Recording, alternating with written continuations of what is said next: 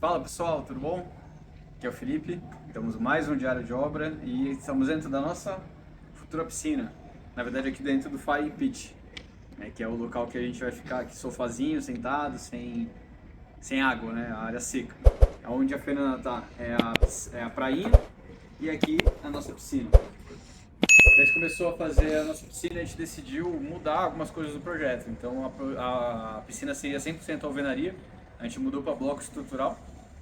Nesse bloco estrutural, então foi feito uma base de concreto nela, aí subiu duas fiadas de tijolo e começamos a fazer a primeira coluna. Dentro de cada tijolinho foi colocado essas barras de ferro, então ela foi espalhada em toda a piscina e assim vai fazendo. Cinta, tijolo, coloca ferro, vai fazendo os reforços. Nessa primeira parte aqui ainda vai ser completada essa semana a primeira parte do Fire Pit, ou Fireplace, não sei como é que chama, certo? E aí começa a fazer também os degraus, né? Então começa a fazer os degraus da área. Eu sabia aquela obra da prefeitura que parece que não anda? A nossa tava assim, ia, não ia.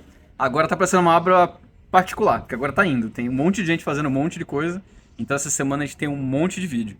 Fica aqui até o final, pra vocês verem tudo que a gente tem de novidade na atualização da obra. Essa semana a gente tem muita coisa para mostrar aqui, então a obra avançou bastante, teve bastante coisa feita nova, inclusive a piscina.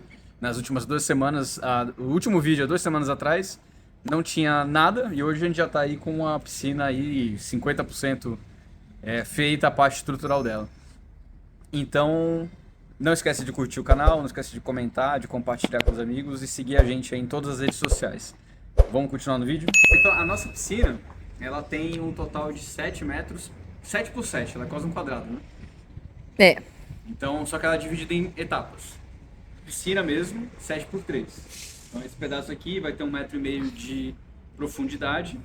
Aqui vai ser a prainha com mais ou menos 40 centímetros de profundidade. Ela vai ter os degraus para entrar na piscina.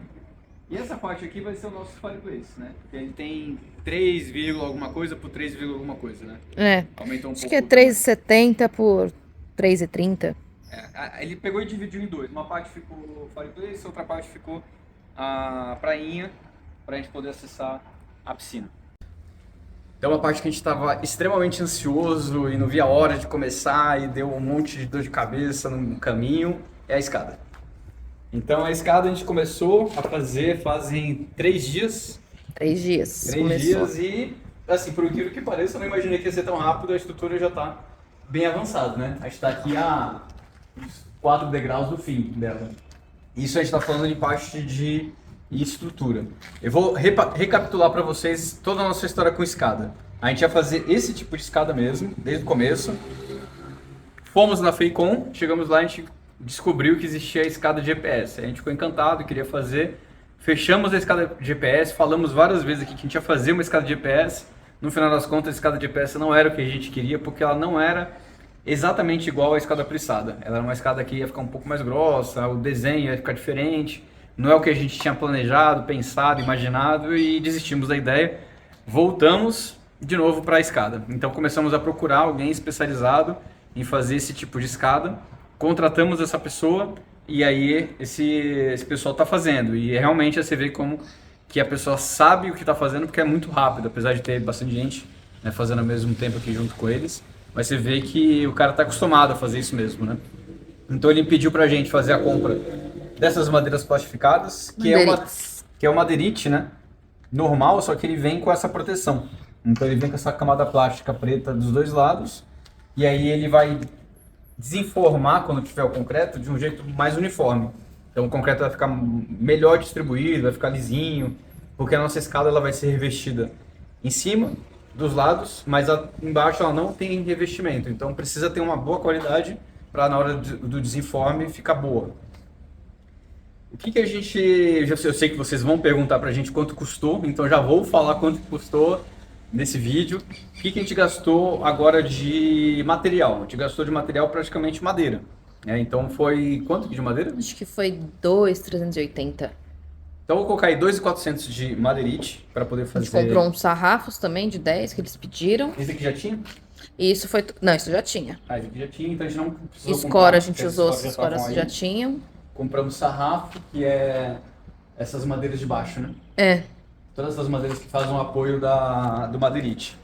Aí a única coisa que eu vou ficar devendo para vocês é quanto custou o ferro, porque o ferro a gente comprou em várias etapas na obra, né? E esses ferros eles foram comprados uma parte junto com os ferros da piscina, outros junto com o ferro da segunda laje. Então foram ferros que já estavam aqui na obra, a gente já foi fazendo os cálculos, então pode ser que um dia a gente consiga fazer esse conta de quanto a gente gastou de ferro. Então, assim, o que pesa numa escada dessa? É mais a mão de obra. Ferragem e mão de obra. A mão de obra vai ficar em torno dos seus 6,5, 7 mil reais de mão de obra para fazer. Gastamos mais aí 2,5 de madeira. Não dá pra gente ter uma noção de ferro, mas vamos chutar aí que uma escada de pressada vai sair em torno dos seus 12, 13 mil reais. Eu sei que vocês gostam de valores, têm interesse de saber quanto custa para fazer algumas etapas na obra. Então, nos vídeos agora a gente vai tentar se acostumar a sempre falar do que a gente gasta, né, individualmente, para vocês terem uma noção aí melhor do custo. É que a nossa escada, a maior parte dela é feita com ferro 8. Ele não é muito caro, mas também não é um dos ferros mais baratos. Mas é que a gente comprou muito para fazer na piscina, né? É Já verdade. comprou mais. Os ferros que a gente usa, eles são comprados por peso, né? Então, esses de bitola menor têm um preço melhor por causa do peso dele, né? Então você consegue ter uma noção. Mas aí vai muito do projeto. Você tem que fazer o projeto da escada para ver o quanto de ferro vai precisar, para saber que tipo de ferro que vai ter que ser usado lá. Além dos ferros 8, tem uns maiores, né? Assim, Tem os 10 que fazem os negativos do... A escada pressada, ela tem a base dela, ela fica praticamente flutuando quase tudo, né? Mas ela tem algumas amarrações. Tem a amarração do chão, tem a amarração das paredes, então, ou seja, nesse primeiro patamar e no segundo patamar vão ter ferros amarrando na parede, né, para poder fazer chumbados na parede, né? É. E aí depois essa escada ela finaliza lá em cima com esses ferros que já estão chumbados na laje. Então eles vão fazer o encontro. E aí finaliza a escada porque 90% dela não está presa em lugar nenhum, ela está solta, né? Então precisa disso para dar estrutura. Uma novidade também que chegou essa semana, que eu nem sabia que ia chegar essa semana, foi a parte dos contramarcos. Então todos os contramarcos principais da casa, ainda está faltando uma coisinha ou outra que não foi, acho que a janela do nosso banheiro não chegou. Veio, e a porta? E a da porta também não chegou, mas a grande maioria está aqui. Então a gente tem... Então aqui a gente tem os contramarcos que chegou. Para quem não sabe, o que é o contramarco? É a base que é feita dentro do vão da alvenaria, seja janela, que seja porta. E aí a partir dessa base que a gente pode instalar a estrutura que vai ser feito a janela ou a porta daquele lugar. Né? Então primeiro se instala isso, para depois conseguir fazer a instalação realmente da esquadria. Né? Isso aqui é uma etapa muito importante. Porque quer dizer que logo a gente vai ter porta. Essa semana também a gente começou a fazer, finalizar a parte de pintura lá no primeiro andar de esteladora. Então a gente começou a fazer o trabalho de esteladora há umas 3 semanas atrás. E agora toda a parte de dentro de casa já está com esteladora, só o térreo que ainda não, mas lá em cima já está com esteladora. Inclusive começamos a passar massa corrida. E isso dá uma mudança drástica no visual da casa, né? Então, ou seja, a gente teve a parte laranja, teve a parte cinza e agora a gente está na parte branca. Que é, ou seja, praticamente a última etapa, porque aí vai a cor que a gente vai pintar a casa depois disso. Vamos subir lá para a gente dar uma olhada? A imagem até melhora, né? Fica um visual bem mais claro. A gente consegue... Você tá bem rosa agora. Tô rosa? Tá bem rosa. Então, assim, o visual fica claro, os ambientes parece que crescem de tamanho, né? Fica aquela visão mais ampla. Então essa parede aqui já foi passada a seladora, já foi passada a primeira demão de massa corrida e já foi lixado. Então essa parede aqui é a nossa segunda parede. Você que tinha sujado. É a nossa segunda parede que já está semi-pronta, assim, né? Agora a próxima... Segunda não. Porque a primeira foi a da... Ah, tá. Verdade, lá embaixo tem uma. A parede que a gente colocou... Mas eu gostei, o cara fez bonitinho a massa corrida, né? Tá ficando bem legal. Cara, bem caprichoso. A gente também deu uma boa avançada, uma boa acelerada na parte de eletricidade, né? Na parte de instalação elétrica, né? Então os fios é meio trabalhoso, mas avançou bastante. Uhum. Esse ambiente aqui só tem a seladora, a gente não passou nada de massa corrida, só tá tudo com selador. Mas aí o que a Fernanda tinha falado sobre paralelos, né? Uma coisa que todo mundo que está construindo tem que pensar é o seguinte: tudo bem, tem uma lâmpada aqui na área externa da casa. Onde que eu vou ligar? Ah, eu vou ligar na entrada do quarto. Mas também vou ter um paralelo para ligar na saída. Porque, ou seja, se eu estiver aqui na varanda, eu posso ligar e desligar aqui. E se eu estiver do outro lado também. Então, tudo isso daí são tomadas, paralelos, são coisas que a gente vai ter que passar. E isso é fio, né? Cada vez mais fio para poder passar e tem um custo sobre isso, né? É que por enquanto a gente não chegou na parte dos fios de 6 milímetros, né? Pra chorar o preço. Aí o que eu tinha falado no Instagram, e uma coisa que a gente decidiu fazer, acho que as latas estão do outro lado, estão no quarto principal. Tem, por exemplo, para seladora, para massa corrida, a gente decidiu que a gente ia usar souvenir. Em relação a custos, daria para economizar uns 20, 30% nessa etapa, comprando produtos mais baratos. Só que não é uma etapa cara, não se gasta muito, porque seladora você compra 2 latas, faz quase com a casa inteira. E massa corrida também é um preço barato. Então, assim, na Silvinil, a gente gastou R$ 99 numa lata de 25 quilos de massa corrida. Se fosse na concorrente, em vez de ser 99, seria 69. Daria para economizar? Daria, mas talvez a qualidade não fosse a mesma, a durabilidade, o quanto que rende. Então, essas coisas a gente decidiu por pegar uma marca que é conhecida e que todo mundo sempre fala muito bem. Assim como a gente também fez com a parte elétrica. Então, todos os fios de alta qualidade, eles têm um preço muito parecido, né? Então, você vai fazer as pesquisas, você vai ver que não tem muita diferença entre eles. Mas, assim, entre todos que você conhece, qual que é o que mais todo mundo sabe qual que é? É a Sil. Então, quando você pega a quantidade de cobre que tem dentro de cada fio, a qualidade do plástico, faz diferença. Então, às vezes, economizar 20, 30 reais num rolo de 100 metros, não sei se vale a pena por a etapa, pelo custo da etapa. Então, são marcas que a gente decidiu que a gente ia ter na obra. Não é propaganda, não é mexendo, é nada, mas é porque acredito que seja a melhor decisão. Mas se a Sil quiser notar a gente, ainda falta muito fio, tá? Estamos aqui, Sil, estamos aqui, Souvenir. Né? Mas, assim, são marcas que, pensem bem, na hora de fazer as contas, eu vou comprar o mais barato, eu vou comprar... Será que realmente é o mais barato? Será que realmente vale a pena ter essa diferença? Faz a conta, né? Tudo que a gente faz, eu tento fazer uma planilha no Excel e tento fazer a conta para comparar lojas, comparar preços e comparar as marcas. E aí você começa a fazer a conta, não é isso que decide uma obra. Se você for por esse lado, eu acho que você vai, às vezes, ter mais dor de cabeça no futuro do que ainda mais economia. com fio, né? Porque se dá um superaquecimento, se dá algum problema, cara, é a segurança da tua família. Exatamente. Então, é isso daí, assim, é uma dica. Vamos dizer, não é uma dica de um expert, mas é uma dica de alguém que está todo dia fazendo conta, todo dia tentando tornar a obra viável. A gente sabe que construir não é fácil, custa muito dinheiro.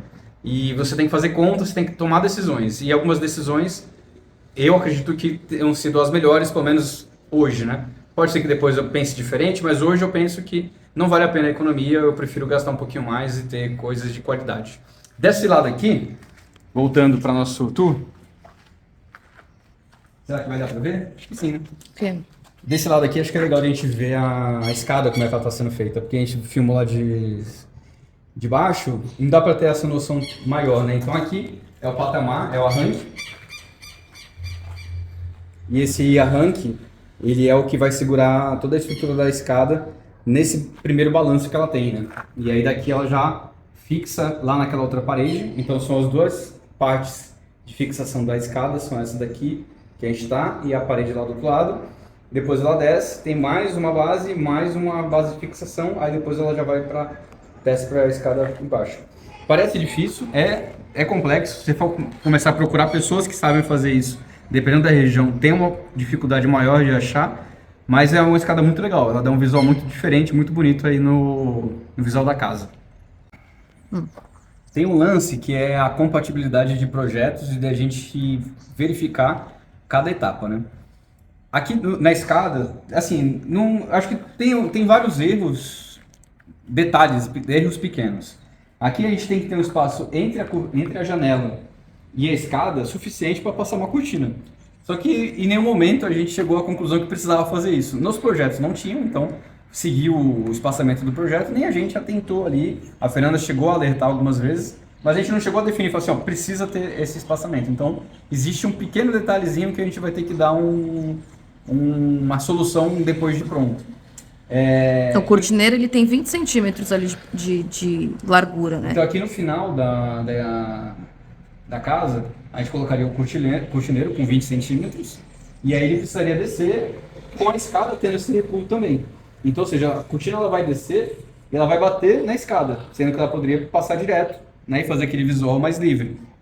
É um detalhe de centímetros, mas aí o que vai acontecer? Na hora que estiver tudo pronto, a escada talvez, a cortina que a gente escolher, talvez ela faça uma pequena curva, vamos dizer assim. Mas é o detalhe de compatibilizar as coisas, né? Porque a gente fez os nossos projetos com a mesma pessoa, então assim, não tem nenhuma distância para lá embaixo da escada. E aqui em cima tem o cortineiro com a distância, mas não tem como ter uma cortina 6 metros de altura reta.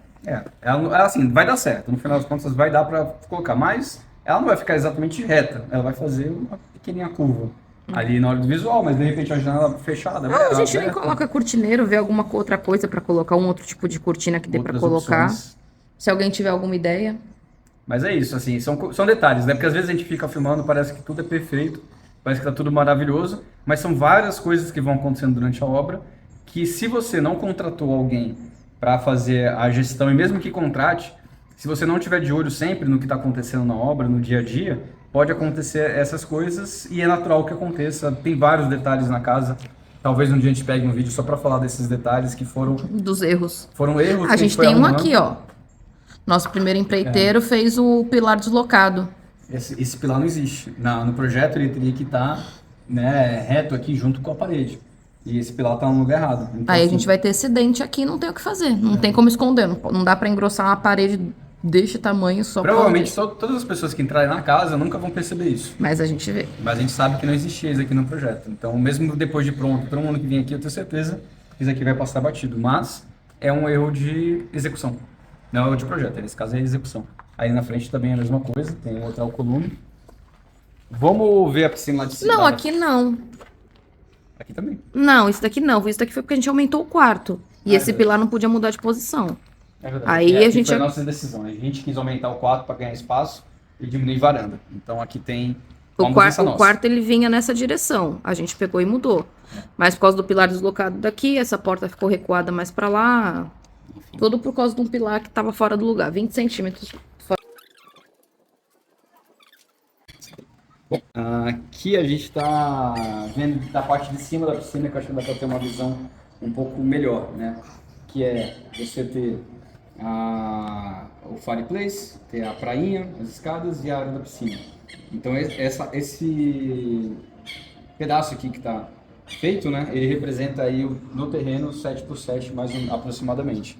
Ele está alinhado com o corredor do lado esquerdo.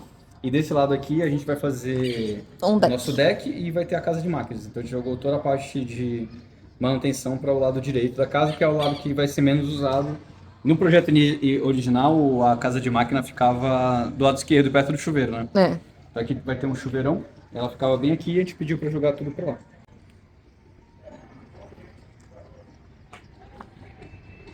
Então temos 3 latas usadas e uma fechada. E já foi feito seladora em uns 50% da casa? Acho que mais. Até mais do que 50% da casa, né? Então, a seladora é uma coisa que... Aqui em cima tem muita parede, lá embaixo não tem, né? É verdade. Seladora, cada lata de seladora de 18 litros custa R$200. 220. 220. Dependendo da região, você consegue achar por 200. Na internet tem mais barato, mas é que pra gente não compensa pagar frete. Então... Exatamente, dependendo do valor do frete. Termina aqui, você compra na loja aqui, você prestigia o comércio local e fica o mesmo preço. E eles entregam no dia seguinte. Exato. Então, as aqui são as seladoras. A massa corrida está em algum lugar aqui, mas também foram... Só 2 latas, por enquanto. Por enquanto foram só 2, né, que a gente usou. Vamos descer? Não, tá escuro aqui. Bom, aqui essa área tá um caos, né? Chegou muito material, o pessoal da escala estava usando para fazer a estrutura. Então tem muita coisa aqui. E aqui eu tinha esquecido de mostrar para vocês os contramarcos. Essas daqui são as que a gente vai colocar na janelona. Essa é da janelona, essa menor é dessa porta aqui. Essa porta aqui. De 4 metros. E essas daqui são todas dos quartos. Essa menorzinha do quarto daqui de baixo, que a gente fez no tamanho padrão. E as de cima são no tamanho 2,50? Acho que é, né? É. Altura 2,50, mas aí são maiores. 2,53. Pessoal, então hoje é feriado, a gente tá no dia 9 de setembro. Sábado depois do feriado. Fazem 2 semanas que a gente fez a última filmagem, evoluiu muita coisa, chegou muita coisa na obra, então Agora começa o ritmo a acelerar um pouco mais. Então não esqueçam de compartilhar, de curtir, de mandar para os amigos e seguir o nosso canal aí no YouTube. E até a próxima. Tchau!